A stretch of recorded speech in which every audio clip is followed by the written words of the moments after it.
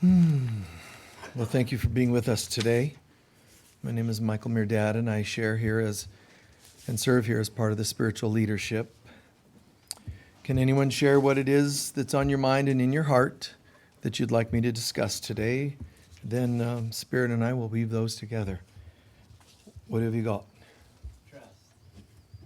Finding your purpose. Joy. Star seeds. Trusting God. Focused intention. Stability of hope. What did you say? Star seeds. No? Surrender. Focused intention. Stability of hope. Generosity. Okay, hold on.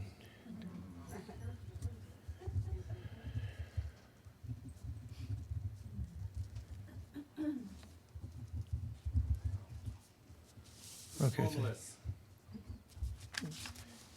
So, trust, purpose. We have a wide variety of things as usual. It's not a complicated thing to weave these topics together. It might seem like it, but it isn't. Just like it's not as complicated as people think it is to weave people together that seem like they have differing beliefs and so on and so on. To me, it's an interesting time that we're in. A lot of people are talking currently about an eclipse, a major eclipse that's going on. It's true that it is a fairly rare event, the type of eclipse that it is, and that it's happening on the,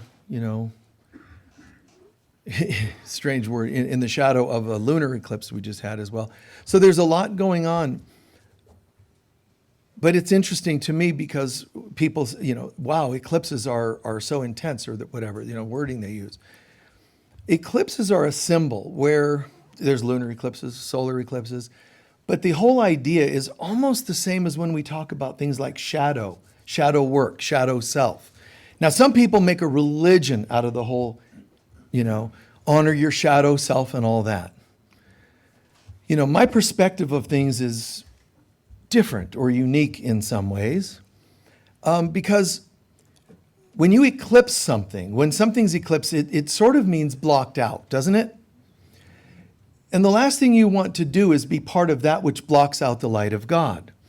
If we were in God consciousness and we looked at each other, we wouldn't see anyone there. We would only see and feel the presence of light and love. That's why heaven is a state of bliss, because there's nothing to look at or evaluate. It's just the light of God. Now, on that note, when they talk about shadow work, it's kind of simple, even though some people spend books talking about it. What is it? Validate it, don't validate it, and so on. It's kind of simple. There's the light of God that's everywhere. And the light of God shines upon our life, our world, our universe, our being, in our hearts. The light of God, it just doesn't stop. It's complete, and it's always. The only time when you have a model of a light, for example, an example of a model of a light, the only time you have a shadow is when you get in the way of the light. So I don't need to make a religion out of shadow work. All I need to do is practice what? Getting out of the way. Have you worked on your shadow? Yeah, hold on. Okay, I'm good. Think about this. No, I'm going to go to a university and work on my shadow.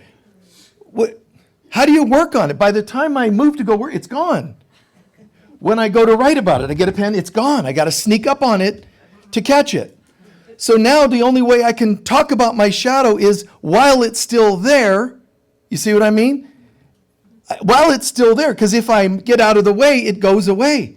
So I have to be shadow-like to be able to talk about my shadow. And so it is.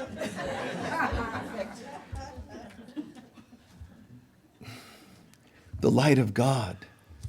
Our opening song for the folks online was we watched the operatic version of the Lord's Prayer being sung, Bocelli, with I think it's the Mormon choir, and it's just incredible. And I mean, I've heard it before. We've played it a few times in our history in the years here, and still I'm standing here and tears are coming to my eyes, and there's a point where just chills It's amazing. And you know what's happening? Is a person who's singing is getting out of the way. That's what has to happen. The sound has to build in here. Something has to build and then be allowed to come uninhibited through the throat, your throat chakra. Now, you don't have to be Bocelli. Just what are you doing that is getting out of your way? Holding on to grievances, holding on to, I have something to say. I have a stand to make. It's that's something getting in the way. Now, on planet Earth, it's hard not to have something get in the way. You know, I mean, technically, we have layers that we place in the way from absolute light of God. For example, you put clothes on this morning, thank you. And it's a layer. So some things are just going to happen and just be accepted while we're in this world. But it is worth asking ourselves where we get in the way unnecessarily. When you overly doubt yourself, where you overly think things, you know, and sometimes, it happens to everybody. There are times I walk into the center, whether it's a rare visit during the week to come and do something, or whether it's a Sunday. Sometimes I just walk in so like ready to, do the Bocelli, just aloud. I don't mean vocally, but I mean just energetically.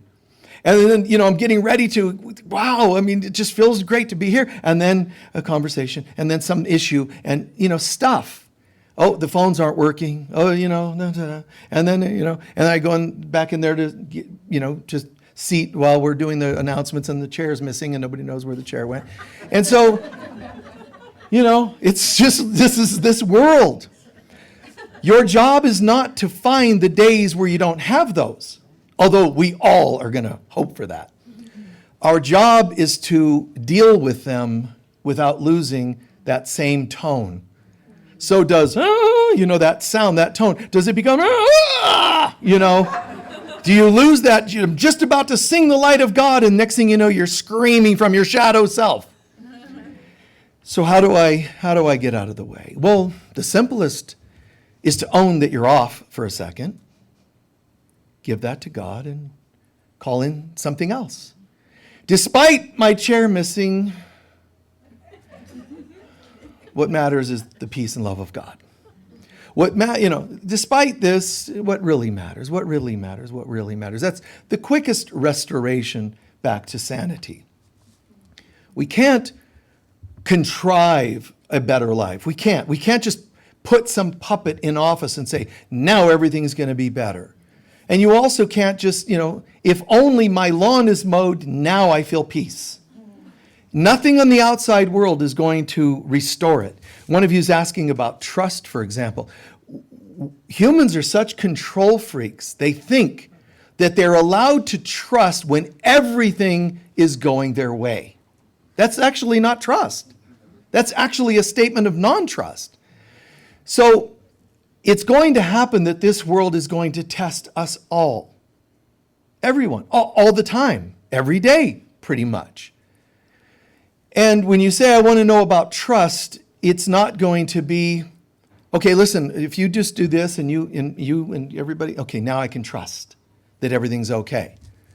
Somebody that it's about to go out on a date, but the sitter showed up, and the dogs have been fed, and that's reasonable. It's not control freak stuff.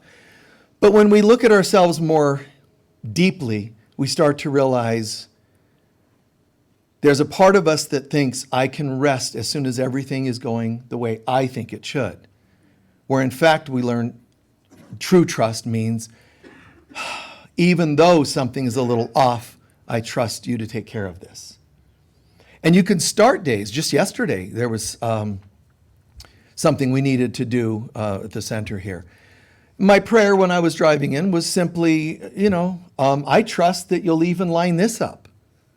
Well, what, is God going to start dialing numbers for you? You need to find a plumber, So you need to get on the phone, but what you can do is say, help us to get to the right one. Now, what the right one means, you must not have heard me because they charge more than the other ones, You can do that. You can say, I meant inexpensive, when you watch what you pray for. So make sure you put inexpensive or whatever.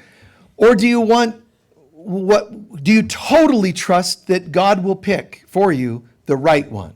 Yeah, but what do you mean by right? Right to God, which is usually going to go pretty well, but we don't think so. I know you're going to pick the right one, Lord, but make sure this. See, and that starts to control it.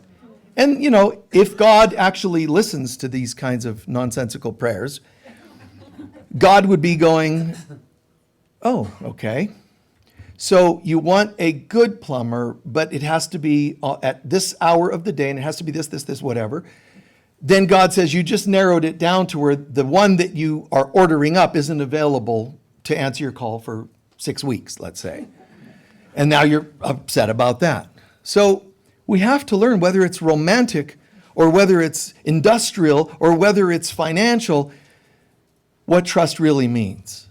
Trust really means I don't know. I do not know the greatest good. I mean, I think I know what I want, but I don't know. Some of us go, no, but I do know what I want. I was taught by a empowerment teacher to specify who I want to date, what they look like, you know, and then psychically you're putting it out there. And out there somewhere, Brad Pitt's walking down the street with twitches and he doesn't know why. And it's because you're psychically telling him you're waiting for him to call. But out of all the requests today, 2 different people asked about trust in different forms. Trusting God, you know, and then just trust in general. This world, the whole universe, is like the most intense mathematical thing with all these gears turning perfectly. I get intrigued if you've ever looked at a clock or watch. Look at the ingenuity, that everything's so precise. It's amazing to look at it. But then imagine, so is your day, so is your body, your life, the world, the universe, everything is this precise movement. Miracles do not mean pretend there's no movement. There's a gear right here, and it's going to turn all the way to here, and it's going to be the equivalent of something that the face of the clock's going to be calling an hour. So, zzz, and another one's turning slowly while another one's turning fast, and now it's an hour. Well, if it just passed a moment ago that it reached over here, and today I decided to do a prayer to change something in my life, sometimes that wheel doesn't come around yet. Now the whole time, what are we doing? I can't believe my prayer's not coming through. I just don't get it. Where are you, God? Maybe there's not a God. I don't know. Maybe there is. Maybe I should just trust. Maybe I should call a counselor, my therapist or whatever. And then, something happens. Oh, well, I lost the mood. I want something else now. So this is what we do. That's not trusting. And I'm not wronging anybody, because to err is human, to forgive divine also means to not trust is human and to trust is divine. We have our moments. We have our stuff. But the way these wheels turn, I need to get out of the way. An eclipse. To be afraid of the eclipse is normal. To be a little concerned is normal. But do you know why people are? It's because they know, listen to this carefully, we know that we don't think only holy thoughts. We know that we have issues. We know we have doubts and fears and unresolved issues from an hour ago, let alone 8 lifetimes ago. We all know that on some level we're kind of messed up.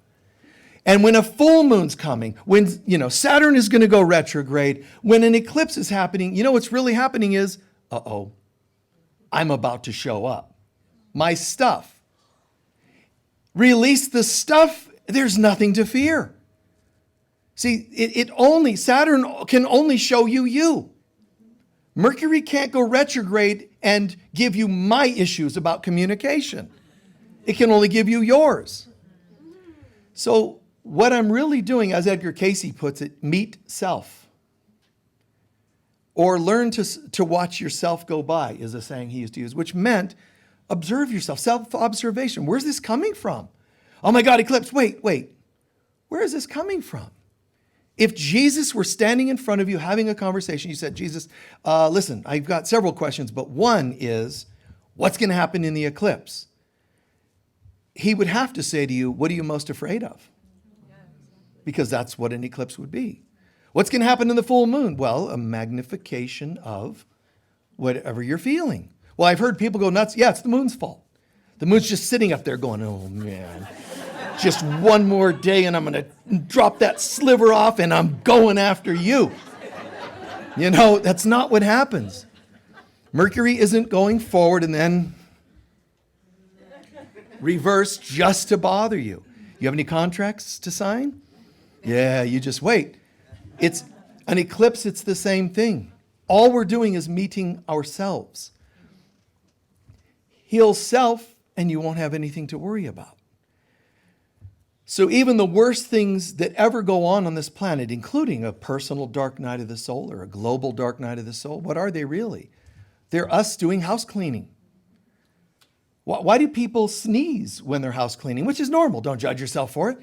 Because dust can trigger allergies or sneezing, right? Do you think it's the dust? See, that's human thinking. You think it's the dust. It's issues that the dust is holding that make you sneeze. Why? Because these are your psychic senses, and when you sense something's in dust, something's in past memories, the dust, right? The dust, that old collection of old stuff, and you go and stir it up. Why don't you leave well enough alone?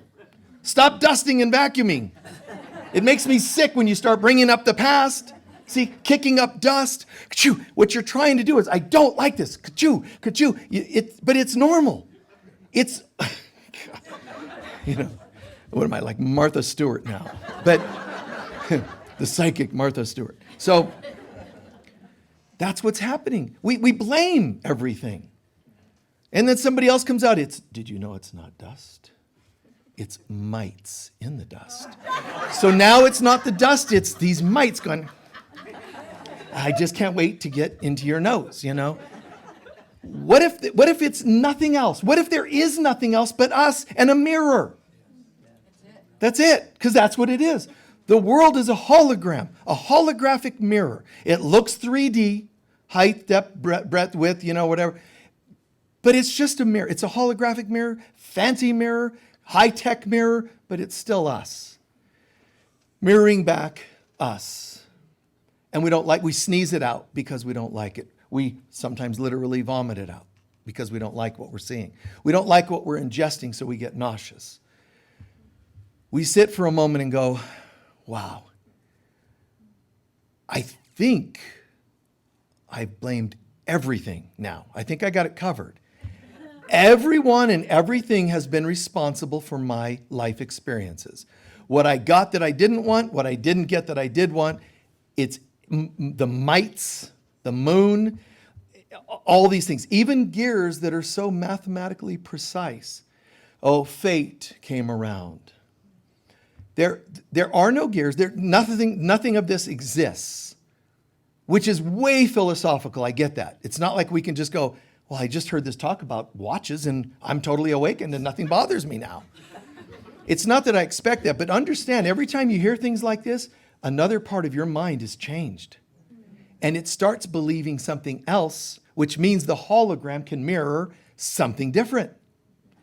Every time this wheel comes around, oh my God, bad things happen until we decide that's not what happens. Isn't that cool? Until we decide differently. That's why Course in Miracles says two of the most powerful words you can, use in your life is choose again. I used to think that if I'm around people with colds, that's it. Well, it's scratchy throat. Oh, I know where this is going.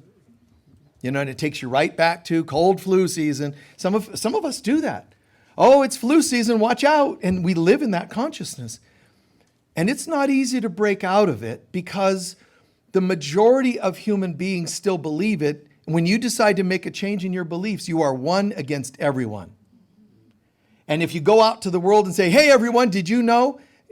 They'll either just laugh at you or sometimes they've killed people for thinking differently. Because the world, not because the people are just evil, but the world that we co-created, we live in our own shadow and then blame the shadow for the things that go on. The devil made me do it. It's just the devil that lives where? In the shadows. Whose shadow? Me getting in the way and not allowing the light of God to just be. Again, philosophical. My saying it doesn't make it go away. Saying these things, however, and then hearing these things, however, and then integrating these things, however, does make a difference. Every little bit of, oh, like that, But I can't just say it. The listeners would have to integrate it. They'd have to breathe it in.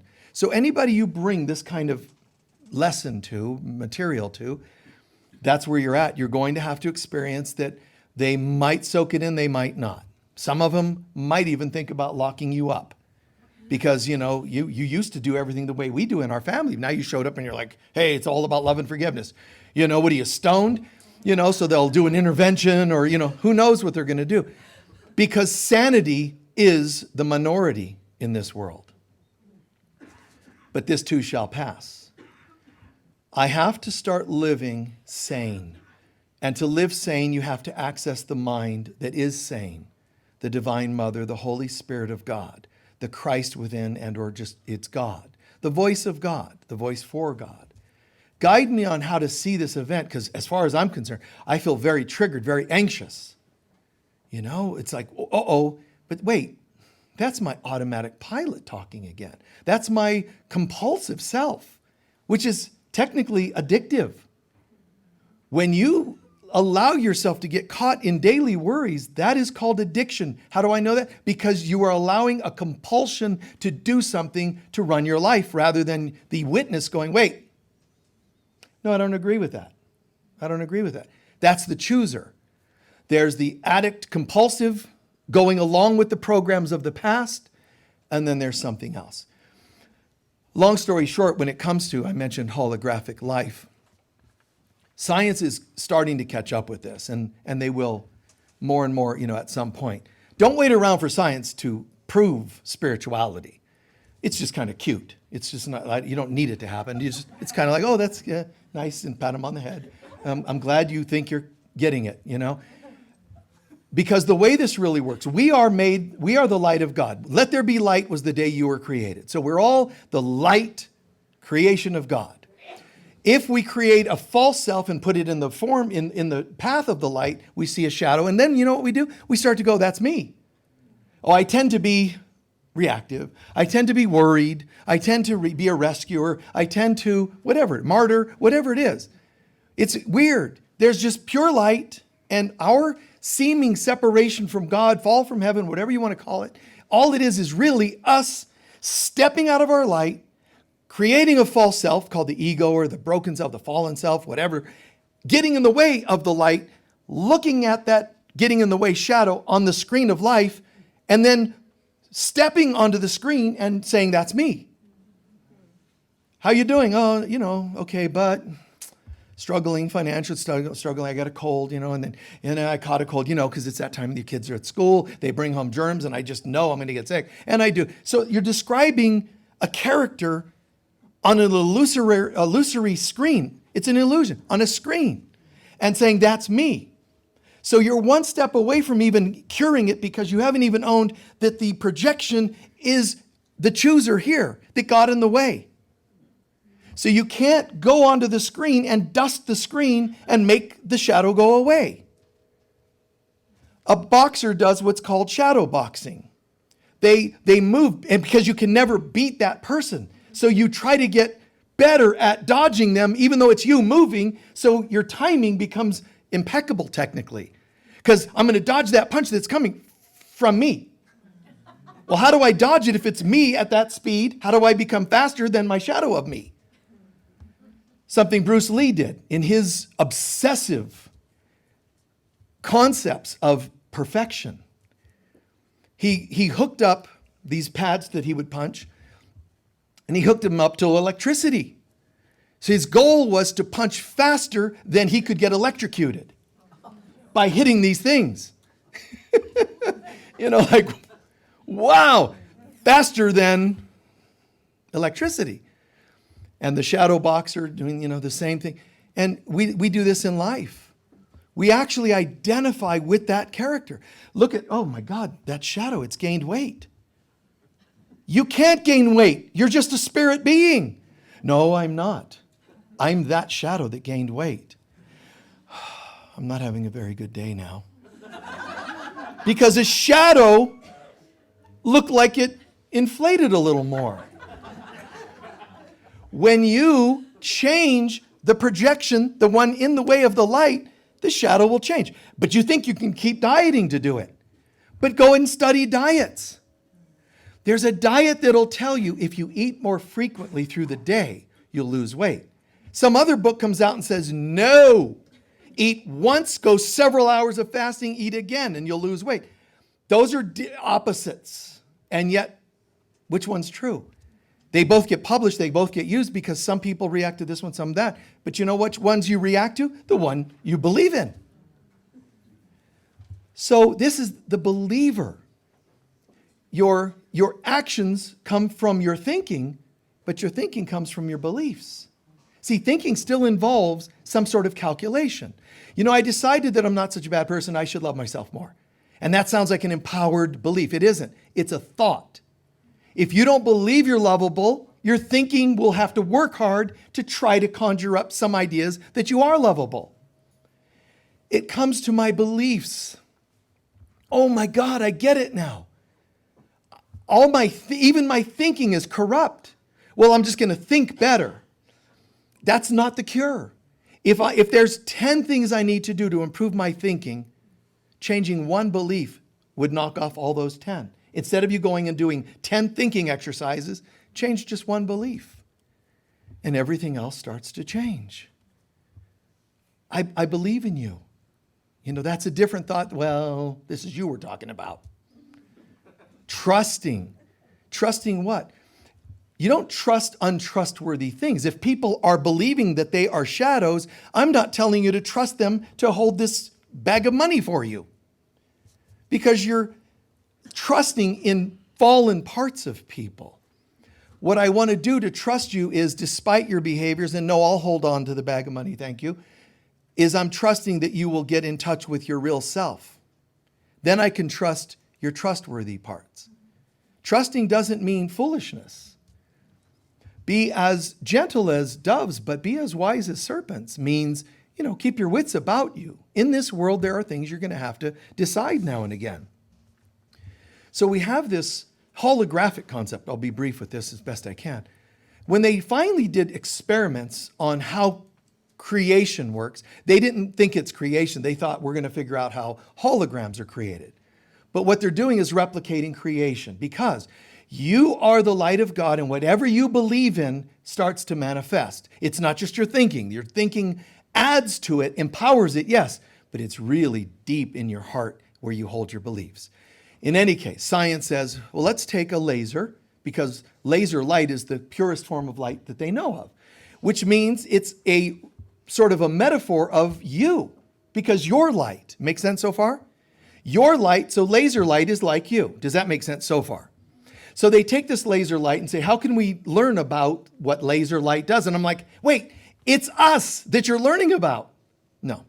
So they take a laser and they can beam it somewhere and nothing really happens. But if they split the beam and bounce it off of mirrors and bring it back to the center of the room, it can manifest third-dimensional imagery, holograms. Holograms, whole meaning depth, height, width. Makes sense again. So they're finding that lasers can do this. Now they take the laser light and they send one direction, they send another some other direction, and they can take the one laser and beam it through something like an apple. By the time the one comes back to the center of the room and the other one comes back as pure light, the apple starts to actually show up in the room three-dimensionally. It has depth, height, and width. So you're replicating, which they think is a cool experiment in terms of laser. I'm going, that's us we're talking about. Whatever I believe in, beaming one direction, and we believe in beaming in another direction, I and we come together and create our reality. They haven't gotten this yet, but give them 3,000 years. So what's especially strange is they can photograph this apple. They can then take part of that photograph, really weird, of an apple. They can shatter it or cut it into 1,000 pieces of the apple. So you have a picture of an apple. There's the core, there's the shape, and so on. The width and the whole picture. They can take a picture of that. They can take a trillion pieces if you want. They cut it up into countless number of pieces. Take one piece of the picture of an apple. Could have been the core piece, the leaf piece, the root piece, the left, the right. They take the one piece, throw the other parts away, send the laser through one piece of the apple, the whole apple shows up again. That's not even, how could that even be possible? It's only a picture of the portion of the core. How could it be the whole apple? Because in everything is everything. So that kind of blew their minds. But the important piece to me is not the science of it per se, although it's kind of cool. The important part to me is, where do I come in? What is this telling me about me? And that means my beliefs and our beliefs. They can't just get one laser to do this. They have to have this field. It happens in, it's called an interference field, but which is a funny word for it. What does it mean? Because you're in the way. But you take this two beams together, and in that space where they're coming together, like kind of like where you drop a rock here, drop a rock there, where the waves interfere, where they overlap, right there is where the picture shows up. And what that means is where my beliefs blend with your beliefs, we have our reality. If one of us changes our beliefs, it can change the whole reality. Except the problem is we don't believe that. We keep thinking, I have nothing to do with it.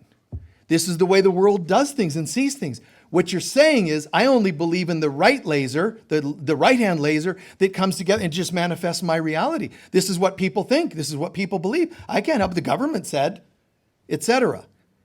You can't be seeing it if it isn't also you believing it. It's impossible. You can't create the hologram unless you're involved. So we have to step up and own this, which isn't always easy because then it's really heavy. If I own that I'm contributing and I don't like what I see, you know what happens? I start to feel guilty and ashamed. And the ego's going to say, I told you. Did I tell you? Don't take responsibility. It is always painful. Stop it. And then, yeah, you're right. I better be quiet and just go along with the world that it does this to me. It's impossible, not just philosophically, it's impossible for the world to do this. And I know some of this is heavy stuff. I know that my ex cheated and then left me. That's them. On some level, before they did it, I swear to you, you already knew it. On some level. No, I didn't. I'm just completely an innocent victim. That's what you need to believe for now. Because who's going to feel good about that? Well, I knew this and yet I stayed. And yeah, that makes a lot of sense. It's great for my self-esteem. You know, I chose this person. And as we walked up the aisle, I thought, this is amazing. 16 years from now, you're going to completely be cheating on me. And you're going to be, then you'll take the dog and the kids and the money. And I'll be living in the trunk of my car and everything. It's all okay. Who goes down the aisle with that? No, it's got to be like, just nothing but love. And they're the answer to all my issues. And anything I want, they'll bring to me. And what I don't, they'll keep away from me because they're my knight in shining armor or whatever else it is. And it's tiring. And we get diseases because we don't want to know any part we played in any of this. Because you know what? A disease is a dis-ease. It's a lack of ease. Why would I feel a lack of ease? Because I don't feel good about what's happening in my life or what I know is happening that I don't want to acknowledge. So it becomes a unhappy part of my body. Let that go on long enough and just like the hologram, it starts to materialize. My regrets, my shame start to become a tense muscle, a vertebra that pops out of place. It is. Ailments, growths. The body says, man, you've got a lot of weird grief over here. You've got a lot of resentment over there. And the body says, all we know how to do is start multiplying cells that become a growth. Or it's not always just actual cells building as a disease.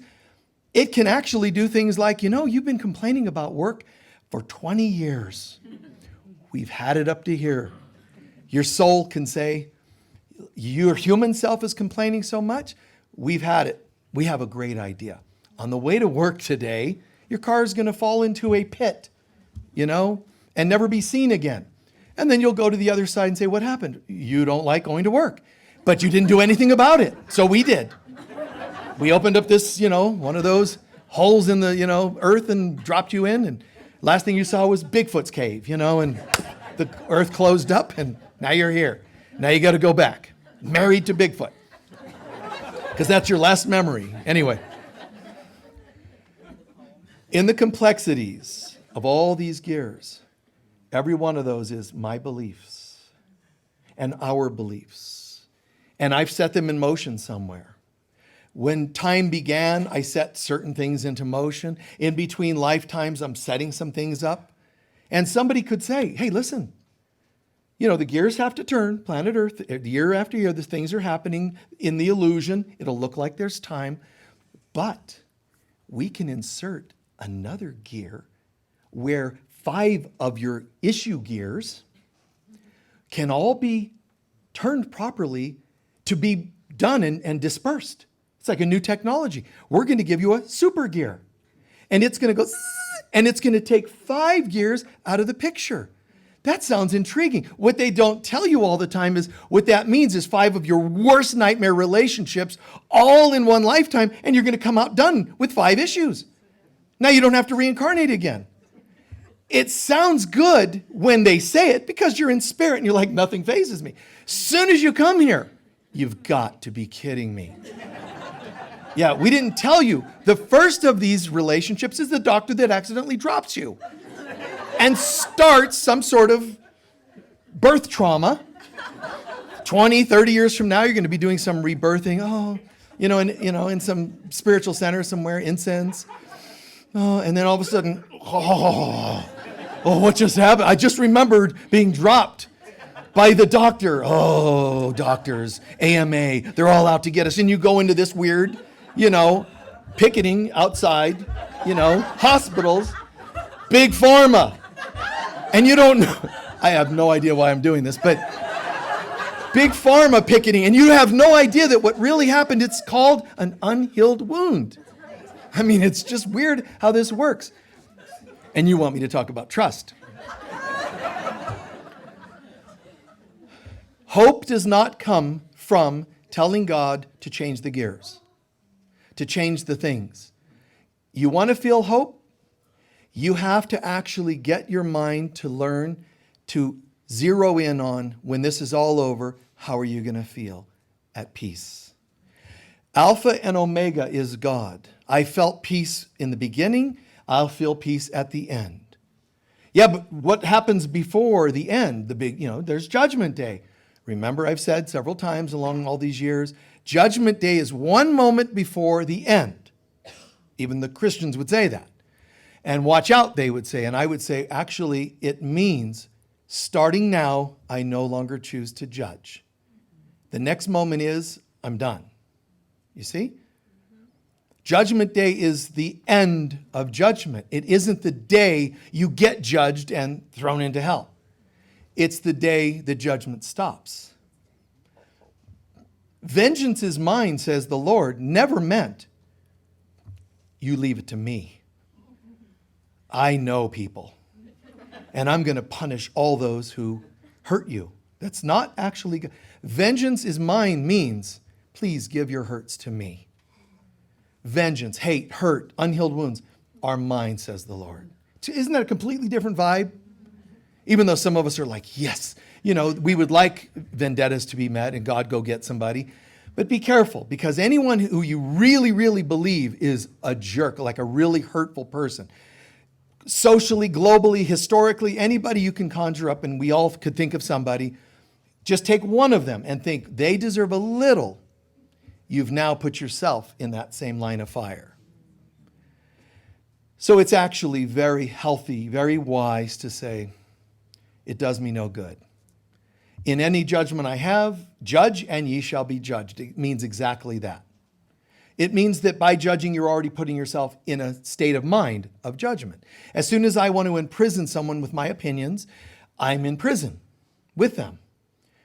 Please don't hear me as though I'm invalidating your hurts. I'm not at all. In time, these things happened. When your mind learns to be outside of time, none of it matters. It's an illusion. It's a hologram. You're thinking from a different state of mind.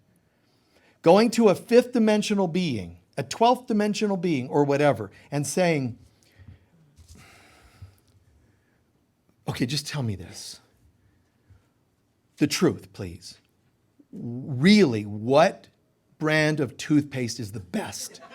3 out of 4 dentists say this one. They're going to be like, why? Because they don't have teeth, they don't have body. It's going to seem surreal. And I'm telling you, your life, the way you see it today, is one day going to seem surreal. It's going to be like, what? They left me, and I can't live if living is without them. And you're going to be like, what was I thinking? Like, that is so crazy thinking. I can't live with, what? I'm an autonomous, multidimensional being. No, I need them. You know, what are they, your salt and pepper for today, and it spices up your life? You become so expansive in consciousness, there's nothing you can imagine needing. So, that might not make sense to someone who's, heavily codependent or whatever. So right now you might be, I don't like what this guy's saying. I like to feel needy and I want to be codependent. Well, knock yourself out. That's just fine. This too shall pass. Sincerely, we are made in the image of God. We are beings of light. As much as I make fun of humans, which is easy to do, it's not out of disrespect. I'm not shaming humans. That would mean, it would imply that I actually think you are humans, we are humans, and we're messed up. No, I'm laughing at how that we think we're this, limited beings. We think that people have power over us. We sit around waiting and praying and doing mantras and lighting candles for our boss to give us 25 cents more an hour. And that's just like Pilate saying to Jesus, don't you realize I have power over you? That's your boss. That's the car salesman. Don't you realize I have power to control whether you get this car or not? I can tell our accounting department, no, they need to pay this. And everybody has power over me. Jesus says to Pilate, you don't have power when he says, don't you realize I have power? No, you don't. You only have power that I've given you. Now, how many of us have said that? Truly meant it. Don't you realize I have power over you, your partner and happiness, your kids? We're gonna turn our backs on you, Mom, and ruin your life if you don't do what we want. And just to be able to retire them all. You have no power other than that which I gave you. And I decided I'm not going to give that anymore. Not because I hate anybody, it's just like, oh wait, I woke up. I guess it's not valuable to wear a shock collar and give you the buttons. I don't call me silly, call me a buzzkill. No, that was kind of funny, wasn't it? Call me, I didn't mean that. It just comes out, man. Blame them. So, why did you create that statement? So it's like, that doesn't make any sense at all. My happiness level, this is the gadget to my happiness level. As soon as I say I do, I hand that over with my ring. I give you a ring and the controls. It doesn't make sense. But we all have done this. To our boss, you have control over my income. Really? Are you sure? Yes. What if you have other income? No, Michael, you don't understand. It is my only income. I can show you my tax forms. I only have one income. One that you know of. One that you believe in. It's the one where you go to work. Isn't income finding $1 on the street? Isn't income a lottery winning? I mean, that's income. You narrowly think that it's only this and someone else is in charge of it. Then someone else got a raise and you didn't. Now you're a victim of the world you see. So there's all these gears. And there are more things in heaven and earth that are dreamt of in all your philosophies. Most people can't get past whatever their issues are right this second, whatever that happens to be. Just barely get a broader thinking right with day-to-day stuff, let alone, I really get it. No, wait, past lives, I really get it. Universal multidimensionality, oh my God. The average human being would explode if they knew how all this works. But that's only because we want to live in denial and believe that we would explode if we knew it all. So we only want to know this much. So we only want to go to church on Sunday, be told some, passage of the Bible, and then what it means, which we don't really listen to or care anyway. We don't think about how it applies in our lives. We just listen and, oh, look, I was here. I'm good, right? This is being added up somewhere on the other side. There's a spiritual abacus. You went to church X number of times, and wait, you may enter. That's what we think, about how this works. But in reality, I'm learning to think like this. Not just being told by the government what's true. There's no such thing as UFOs. Come on. Wait. Oh, yes, there is. There's no such thing as, yeah, there is. Because your mind is like this. It can't be told to do this ever again. Once you start waking up, it's it. You start to do that. You can be scared straight. You can be scared to shutting down, but you will never forget what you once started to remember. It'll always be in there somewhere. Are you sure you want to believe that everybody's going to hell? Yes, that's what I was told. Are you sure you want to believe that? It just doesn't seem right. It doesn't make sense. And there you are, you're back. So, and one of you asked about like star seeds and what about higher dimensional beings? It all weaves in. All these wheels are turning. There's a star seed, where beings are seeded to the planet from other star systems with specific functions, with specific feelings, knowingness, awarenesses. There are beings of higher dimension that incarnate. Some do not incarnate. They only come and sort of materialize astrally, like ascended masters would often do. But there are these light workers and light beings and star seeds and masters and ascended masters. There are spirit guides that incarnate. Beings of from all kinds of mythologies and stories. They do exist. They do exist. Fairies and gnomes, they actually exist. People have become so afraid, that's what causes the narrowness. It's not they became narrow and became afraid. We're afraid, it causes narrowness, and then we magnify our fear and live this way. Enough is enough. God, we're ready. And you determine, Divine Mother, you determine, Holy Spirit, how much I'm ready to open up each day. No need to force anything. If something's going to overly freak you out, let her decide that you can handle it or not. The truth is, and you've heard this many times, you will never be given more than you can handle. Good old Saint Teresa, she said, I know that they say that God will never give you more than you can handle. I just wish he didn't trust me so much. It's great, isn't it? But, back to where we started. I don't want to believe that I play any part in handling it, that I have what I need to get through this. If that were true, I wouldn't be crying, because the crying has no real power. So you do still have what it takes to get through this. And I know some people give up. I know some people take their own lives. I know some people crack and take other people's lives. They snap. I know. Forgive them, they know not what they do. There's no sense in hating or judging anybody for doing such things, nor overly sympathizing. It's just another decision that will be another wheel to give them another opportunity to get it in a different way. And there will be always a wheel to help take them around again. They jumped off that wheel, but you can't because there's just more wheels. So you were on this wheel where you dealt with issues A, B, and C, and it felt like it was too much, so you jumped, and you'll land on another wheel that has A, B, C, and D. I wouldn't jump ship because there's E, F, and a whole lot of other letters. So handle what you can. Reach out, talk to people, ask for help, sponsors, counselors, friends, reach out.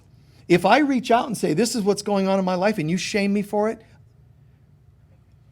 you allowed on some level that to enter your life. Say goodbye to them. There's nothing wrong with you closing a door on a previously created dysfunction. Oh, you're one of those. When I said, I just feel like stuff is coming up and it just doesn't feel like it's only present day stuff.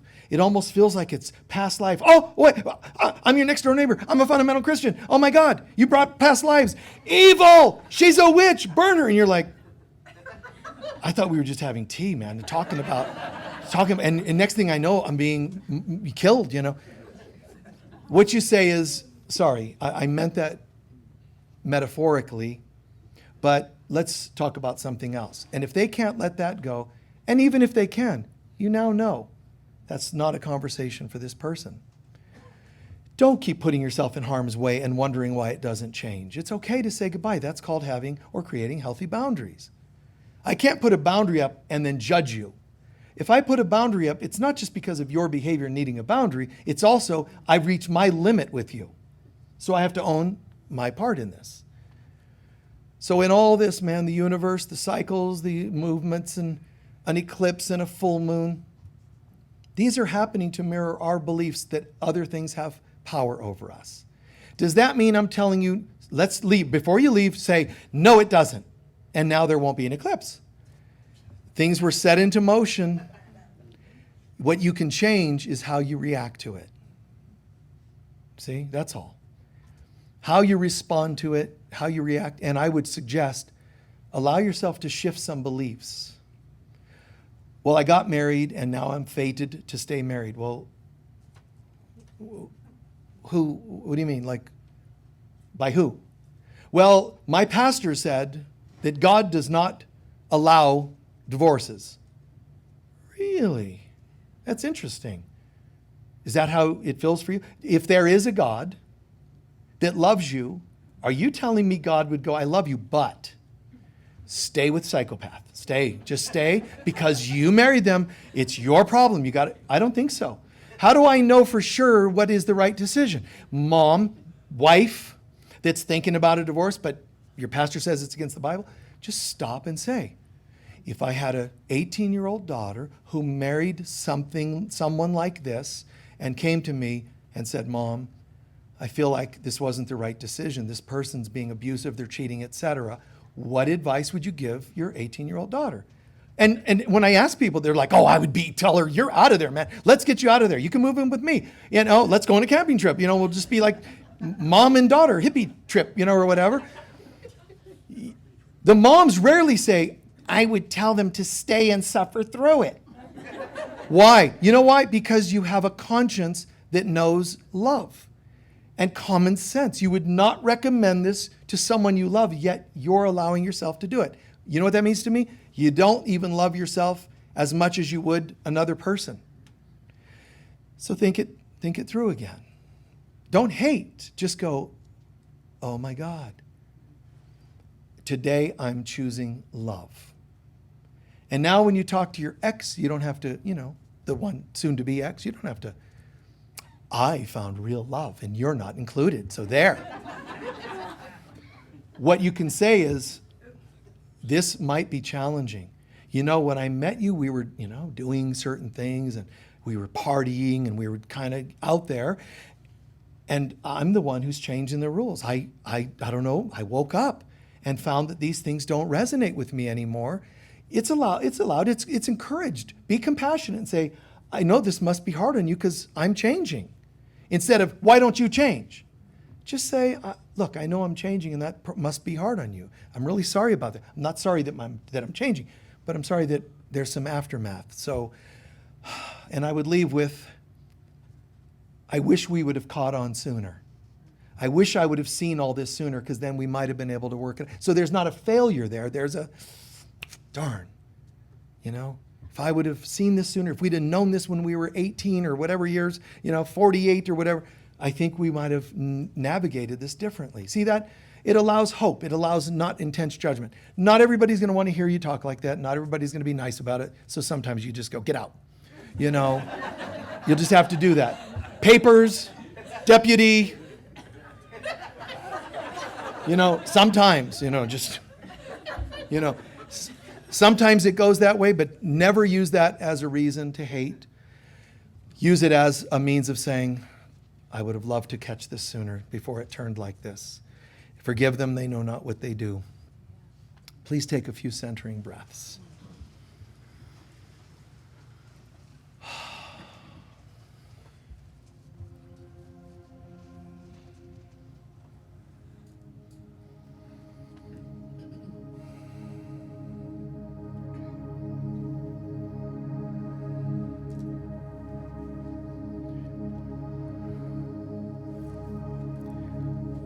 There is word of a major coming eclipse. You may know of it, you may not, you may have heard about it, you may not. But just for a moment, knowing what it seems to symbolize, major shadow, blocking the light, the Son of God, the sun, our source of love and light and warmth, being blocked out. Even if it were a lunar eclipse, same thing.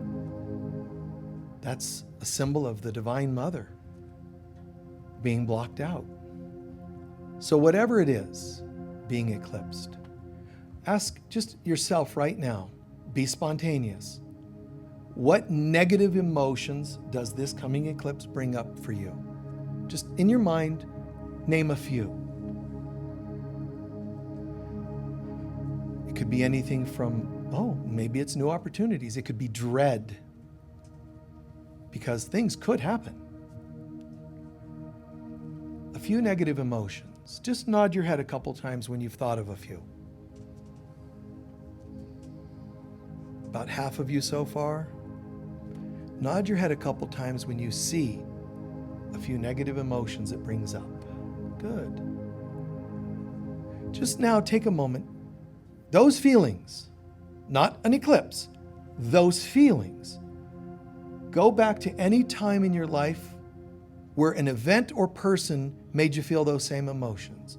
Is there any other time you felt dread, anticipation, worry? Any other time? We invite you, Holy Spirit, to take us to all the relevant memories and patterns.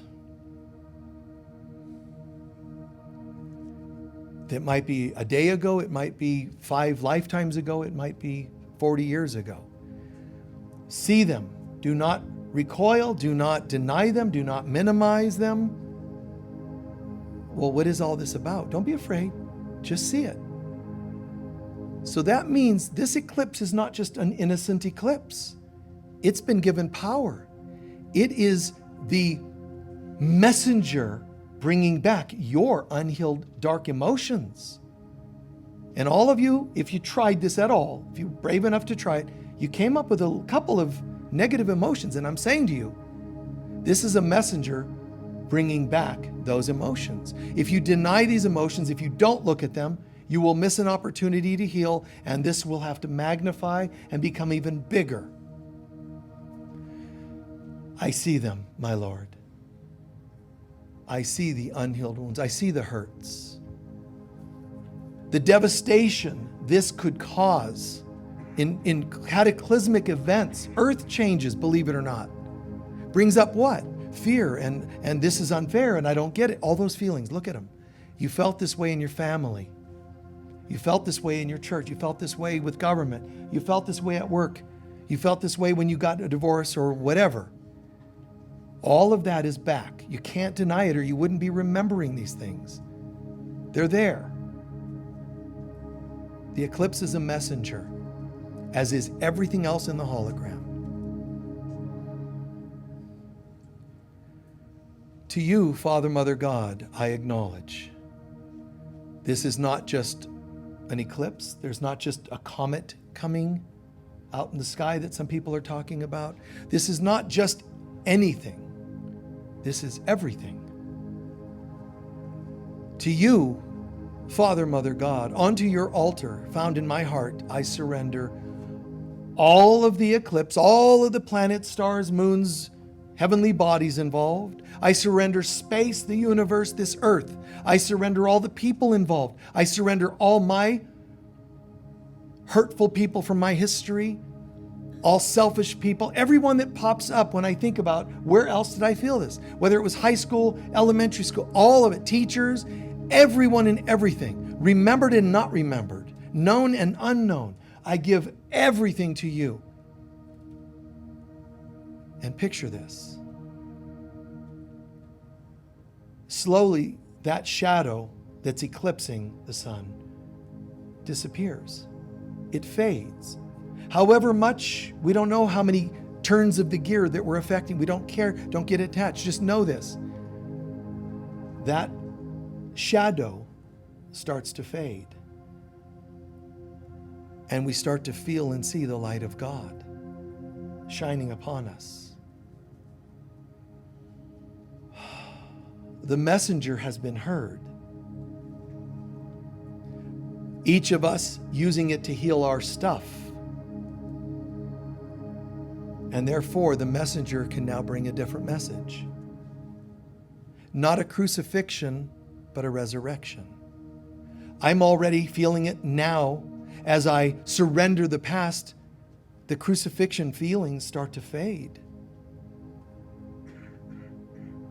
I am as God created me, and I will to be the Christ on earth. I don't need to be crucified. I've already done that. Out of all this darkness, I emerge because your hand reaches into my heart, my soul, and bids me to come forth. Just like Jesus saying, Lazarus, come forth from the dead. God reaches to my heart and says, Telethekumi, arise, little one. Arise, come forward. Don't be afraid. Yeah, but shh. It's not here right now. It's not there. But something bad could happen. But you are in my light. You've already allied with me. You're chosen. You're a light worker. You're choosing to be in alignment with God. So where we once feared planetary alignments, we're changing that to alignment with God. Soak that in. Instead of planetary alignments and sun and moon alignments and stars and comets and asteroids, and what does that have to do with anything? If I'm aligning with God, that's the alignment that matters.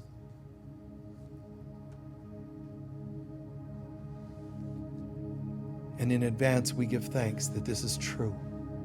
That whatever we heard, whatever we shared, whatever we saw in the meditation is already happening. God, this is in your hands. 2 or more are gathered with people all around the world participating in this healing. Bless you, and so it is. Very slowly reacclimate to the room. A few centering breaths, feel that. And what you want to do is bring the feeling into the room, then bring the feeling of the room out to your car, bring it from your car to the grocery store or to home, tether it to each location you go. That's what the word yoga means. It's not about fancy outfits, all color-coded, color-coordinated. It's about, that's what yoga means. It's to tether the presence of God wherever you are, including right here as I go through movements. I'm tethering God to each movement, each posture. Thank you very much. Stretch out a little bit. Good. Do some yoga. All right. Thank you. How's everyone feeling? I'm on point. Good. How the talk, the meditation, can anyone share what you learned or heard that made the most sense? And or that you can bring to the world? Yes, sir. The more you talk about the hologram, I learned about the hologram when I was like 15, 16, and everything within is without, and everything without is within. Right. Because when you cut a hologram up, you get the whole thing. Right.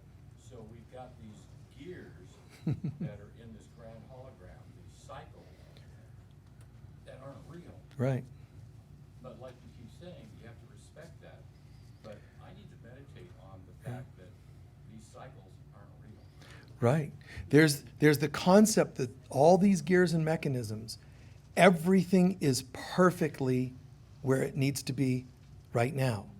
And people will say, right where God will. No, this is us. The hologram mirrors us, not God. When the hologram is forgiven and released, the gears will disappear, pure light will be there, and then we'll know what God had there all the time. We can't say what's there is God's will, which is what a lot of people do, including spiritual New Agey people. Well, I guess it's God's will. War, rape, etc. No. No. Those are the wheels we set in motion. What Buddha calls the wheel of life. It's an illusion. It's a game that we set into motion. What did he say to do? Step out of the wheel and start to center and be objective. See it. And when some of those gears come around that hit you, don't react to them, he's saying. Don't react to them. It'll neutralize the wheel. So the things that seem to be start going, disappearing. It's amazing if you think about it.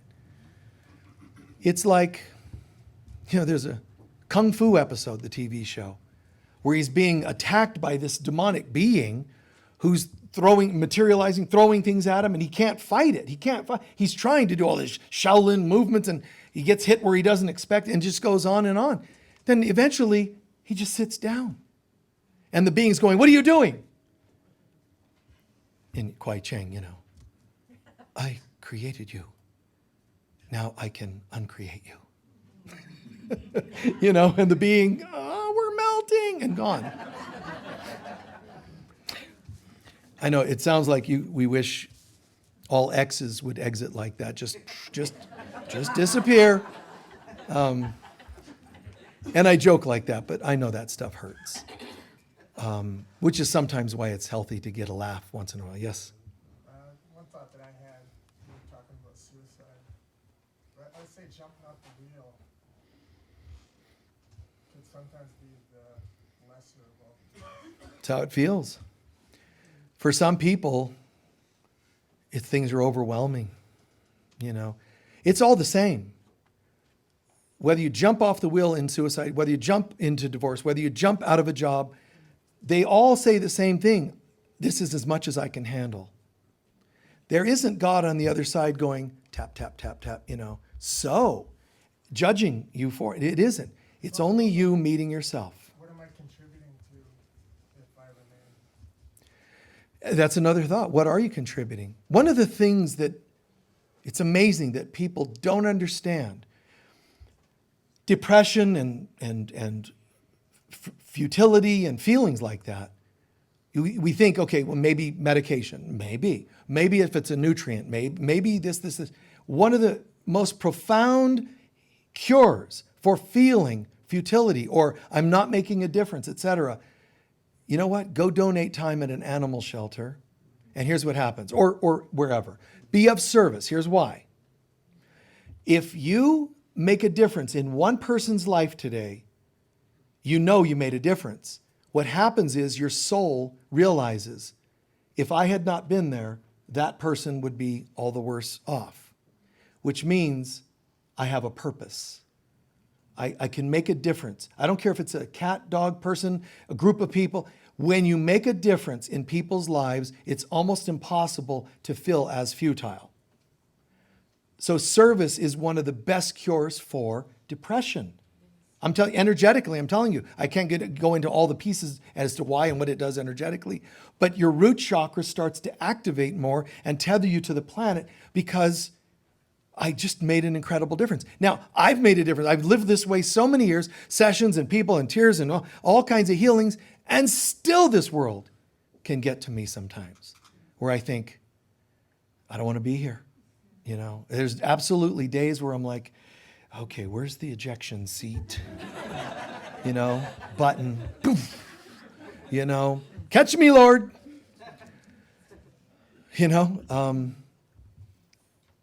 But I know this. If I made a difference yesterday, today I'm not sure. Try this. If I made one yesterday, I bet tomorrow will be another. Would I want to deny the help I can be to someone out there? Do I want to leave them to the sharks? I'm not being a rescuer. I'm just saying, I know I can make a difference. Not because I'm some incredible being, just a smile sometimes. Just helping people feel hope. You brought up hope, and like I said, hope isn't something as much you pray for God to give you. God's going, do you know who you are? Hope is like a small order. It's like a trillionaire saying, can you lend me $10? It doesn't make sense. Hope is like, that means there's the opposite.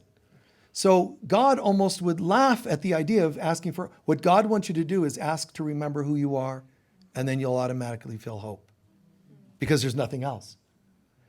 But you'll also help other people feel there's a hope for them, and that's ever so important. We're going to take up our collection, okay, and then do our closing prayer. Please, please be as generous as you can be. And you saw our newsletter that went out. I hinted about this, and if you're a member, then you probably got a letter. If you didn't see it and you are a member of the Global, an actual member of the Global Center, you should go in your spam to find it because we sent a special letter out a couple days ago. And in the letter, we're trying to clear things up for some people. They're like, well, I don't donate very often because it's an educational center, isn't it? No. Is it a church? No, it's not an educational center. No. So some people are like, well, I don't know what to do about donating because I don't know what you guys are. So I understand that. We don't know either.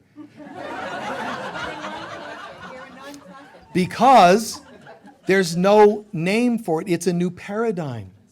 So we call it a spiritual center because it's a church center, learning center. It is a church and learning center, so it's a spiritual center.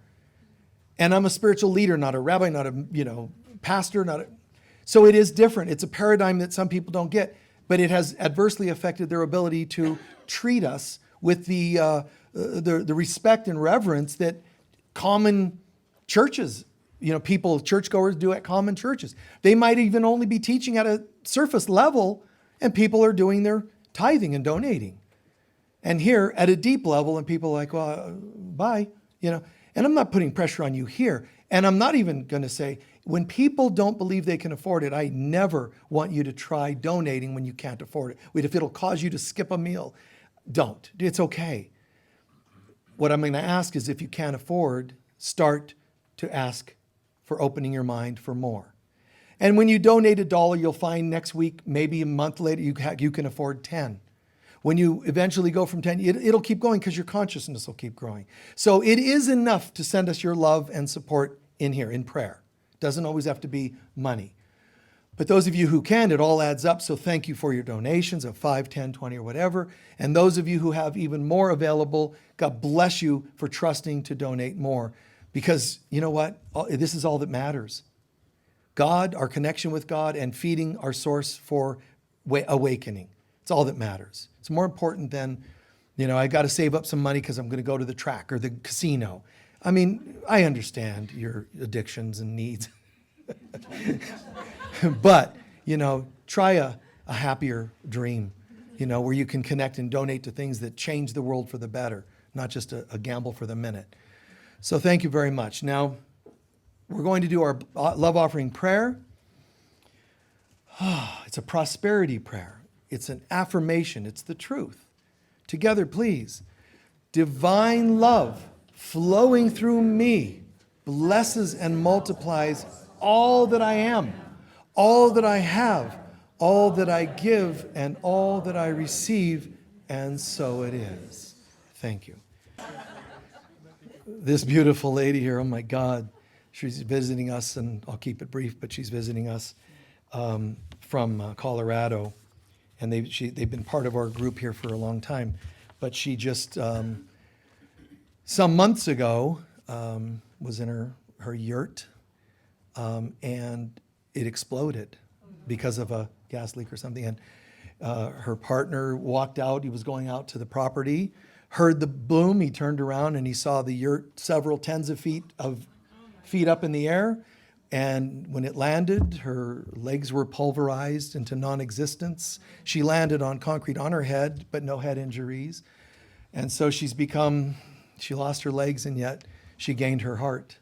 And the two of them are very incredible, and they've written a book about it. They talk about it openly, about trusting and knowing that things happen in your life, and you have no idea why and how, what gears are turning at what time. All you know is free will allows you to say, that does not have power over me. So bless you. Bless you for sharing that with me this morning. Please stand for our closing prayer. We laugh and we celebrate and we do some really deep teachings and, we have all this. But we as a group, as a center, as a church, as a whatever, we never lose sight that one in every so many people is going through a lot of stuff, dark night of the soul, confusion. We might laugh and we're doing these things and we're deep teachings and people wow and aha.